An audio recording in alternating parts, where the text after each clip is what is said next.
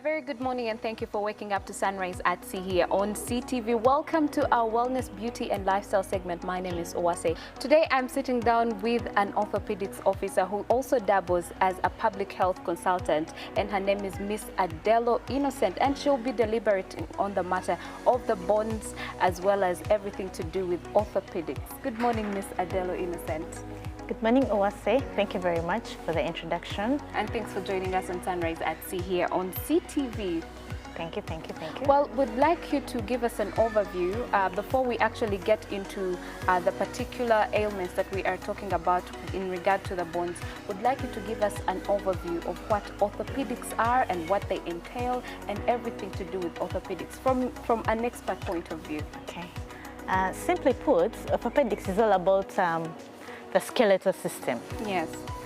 Skeletal system means the bones, the spine. Okay. That's all orthopedics is all about. Yes. As a person moves, the body shape is made possible by the skeletal system.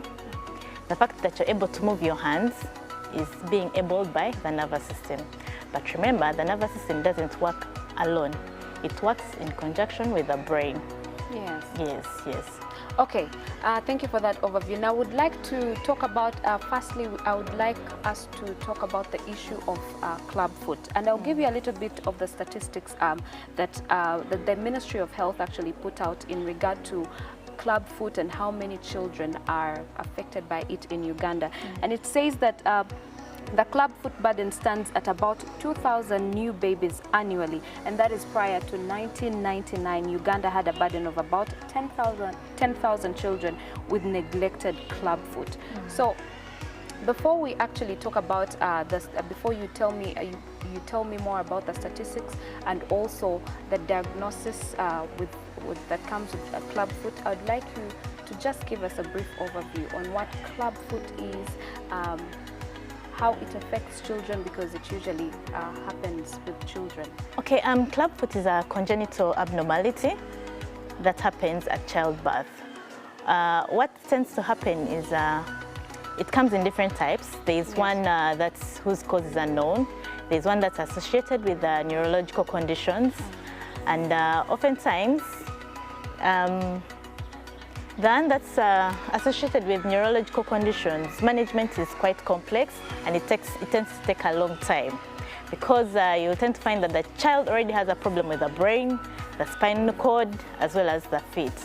You'll find probably the spine didn't fully develop or it didn't really close.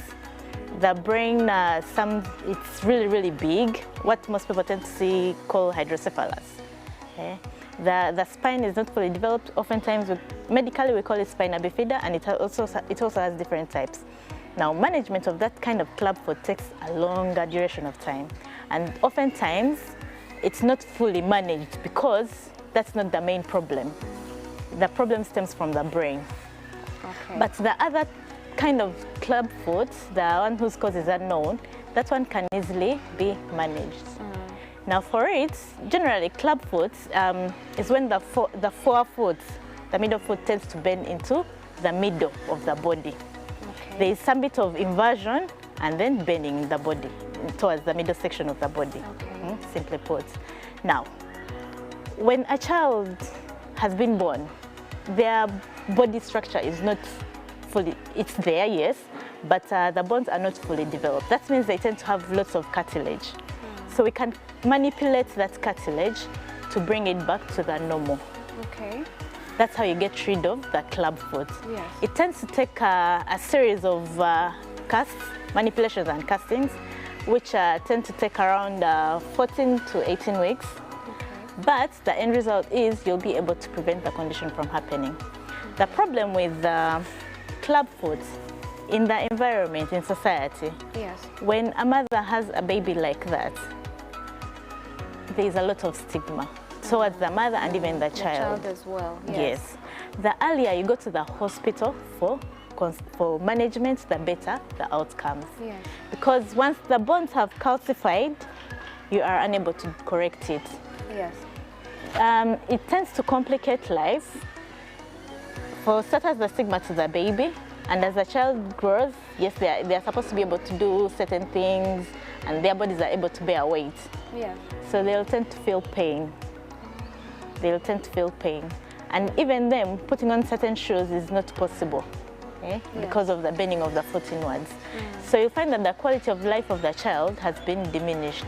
But even you as a parent, you're not feeling comfortable. You'll have very many questions asking yourself why it all happened, why you. But the good news is the earlier you go to the hospital and manage it, the better. I would like to interject on, you know, you're saying the earlier the parent goes to the hospital, the better. But then again, many women actually do give birth in hospitals. So isn't that condition can it be detected at birth by the nurses or doctors and then be diagnosed before the mother leaves hospital to go home? Yes. The good thing is many women still give birth in hospitals, and yes, it can easily be detected from the hospitals. But then the bigger percentage still give birth from home. They tend to go to the traditional birth attendants, who oftentimes are not able to diagnose that, though we're trying to change the narrative. Oftentimes they're unable to change that. But as a mother, as soon as you notice something is off on your child, always go to the hospital. Yes. Yes. Okay. Now I would like you to talk about the diagnosis. How is clubfoot diagnosed? Now, when you go to the hospital, there'll be some manipulations that will be done onto the child. Yes. So remember, the foot is facing inwards, so we'll try to correct it outwards. So we'll have to manipulate. Manipulating is like adjusting the body. Yes. You're trying to stretch the muscles and the cartilage into a certain direction. During that process, when we've manipulated it, we'll then put a cast. The cast is an above knee cast, but it also goes towards till the foot. Yes. Reason being is we want to maintain that positioning that we have made. Yes. If you maintain that positioning, usually they give you 1 week or 2 weeks, depending on where you've gone, 1 week therapy.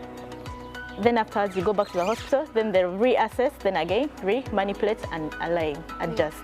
Yes. So at the end of it all, you'll find that the foot is back into its normal positioning. But there are some whereby you'll find that, yes, you've managed to achieve the positioning, but the foot drop is still there. So in that case, you'll have to go through a small surgery called tenotomy. Here we'll just have to cut the ligament and then still go ahead and cast the child, then you go back home. Okay, when it comes to clubfoot, I understand that the treatment may not be long term. Like if you are to correct it, it may not be something permanent. It will just do a little difference, it will make a little difference, but it may not be changed completely. So I would like you to tell us about the whole treatment process. Is it a long process? Is it a short process? Is it painful? Because some mothers out there would love to know how painful it can get for their kids, to be ready, because, I'm going to answer you like this. Yes. Having a child who has a deformity that can easily be corrected is a more painful situation than going through the hospital and going through all those manipulations such that the deformity is corrected. Yes. Now what we do is it tends to be a weekly series, but it can go up to 4 years of age. But then the beauty about it is, after a certain duration, the child will be putting on braces to maintain that positioning. Yes, the braces. We have what they call the foot braces, the shoe foot braces that the child will put on. After that, you'll be good to go. After that, it's guaranteed that the child is going to have, normal feet and yes, be in school without having to be stigmatized. Yes.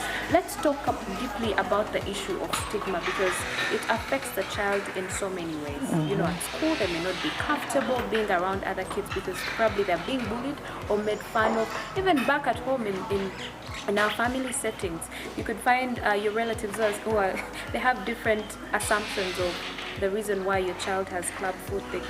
Let's talk about the African setting. They'll say your child was probably bewitched, or there's certain things that you did that in the end resulted to your child having clubfoot. So I would like you to really give us an in-depth analysis of stigma and what we can do about it to see that children with club feet or clubfoot can actually live a more comfortable life than they are.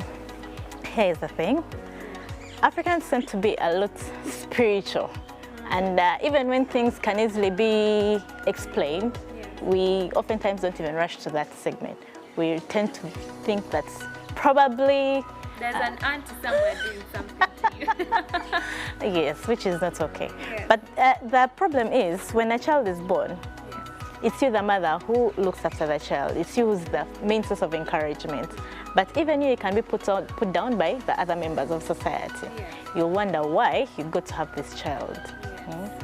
And for the child, the longer you let it continue, school will be a problem. Yeah. Accessing services will be a problem because, you know, you've all come across people who have self-esteem issues. It's not very, very easy to get around that person. Earning money will be a problem with time because they won't be able to do certain things. And then there is this terminology, people say that abalema, abalema, abalema. It's not nice to be associated with that. No one would want to be associated with that. And yet, when you're a child or as a parent, you have dreams and aspirations for this child. So you can easily manage that. The earlier you go to the hospital and it's corrected, the better. Okay. And to add a little bit on that, but I'm bringing it in a question mode, how accessible is this, you know, healthcare or medical care for children with clubfoot? Is it free? Because we understand that there are women out there who can actually not afford this. Say women who are single mothers or those that have been abandoned by their husbands. We are talking about assumptions. Some have been abandoned by their husbands, you know, with this notion of this child is not mine, they have clubfoot, I don't give back to kids like this. You've heard of that saying. So how accessible is this treatment to children? Is it very expensive that some women cannot afford it and then decide, you know what, just let my child be, or is it accessible? Okay. We have the national referral, then we have the regional referrals, then we have the district hospitals, then we have the health center 3s and 4s and 1s and 2s. Yeah? But amongst those, we also have the private not-for-profit hospitals, and then we even have these other hospitals, the private hospitals. Now, if you go to any government hospital, you'll find okay, not really government hospitals, national referral, regional referrals, they have people who are there who will be able to manage the condition. Some district hospitals also have people who are able to manage the condition. And then private non-for-profit hospitals also have people who can manage at a smaller fee. It depends on the hospital charges. Yes, that's how it's all about. But government facilities, it tends to be free of charge. Yes. But you can talk about free of charge, but it never happens. You know, sometimes you go to government hospitals and they tell you you have to give me, you know, this amount of money for you to be worked on. So there is that too, and we cannot downplay that fact. But anyway, before we wrap up this conversation, I would like you to tell us about some of the changes that women can do, or the behaviors or things that they can do to prevent clubfoot or clubfoot. Often when a lady is pregnant, please do your antenatals, eat rightly, live a healthy lifestyle, tend not to smoke, avoid drinking alcohol, have a balanced diet, and importantly, do exercise as well. Make sure you give birth in a hospital, importantly, such that in case there is anything, it can easily be identified and referrals made to prevent all that. Yes. Well, you had it from the orthopedics officer herself, and she says that make sure when you are pregnant, you're very careful about what you eat, about what you take in, because in the long run, it does affect the child that you are carrying. And you know, you could give birth and you find that your child has clubfoot. But if it so happens that you give birth to a child and they have clubfoot, make sure you seek the immediate medical care so that that occurrence can be actually corrected. Well, thank you so much for joining us, Miss Adelo Innocent, on this segment of our Wellness, Beauty and Lifestyle. Thank you, sir. Thanks for having me here. Well, that is what we had for you on the segment of our Wellness, Beauty and Lifestyle. Do not go anywhere. Sunrise at Sea continues. Don't blink.